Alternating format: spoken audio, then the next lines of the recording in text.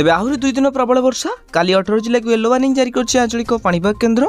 तेबे लघुचाप प्रभाव में राज्यर विभिन्न स्थान में वर्षा लगी रही।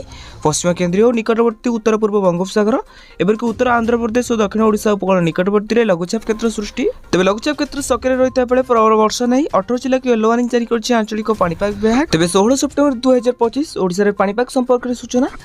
काली 18 जिला को प्रबल वर्षा होकर संभावना रही। येलो वार्निंग जारी कर आंचलिक पाणीपाग केन्द्र। तेबे बालेश्वर भद्रक जाजपुर केन्द्रापड़ा कटक जगतसिंहपुर सुंदरगढ़ झारसुगुड़ा बरगढ़ संबलपुर एवं देवगढ़ अनुगुल ढेंकानाल मयूरभंज केन्दुझर पुरी खोर्धा और नयगढ़। तेबे जिला को प्रबल वर्षा होकर संभावना रही। यह समय मध्य घड़घड़ी 30 ରୁ 40 किलोमीटर वेग पवन बहवा पश्चिम केन्द्रीय और निकटवर्ती उत्तर पूर्व बंगोपसागर उत्तर आंध्र प्रदेश और दक्षिण ओडिशा उपकूल निकट में लघुचाप क्षेत्र सृष्टि सक्रिय रही। तेबे आसंता 2 दिन पर्यंत प्रबल वर्षा लगी रही।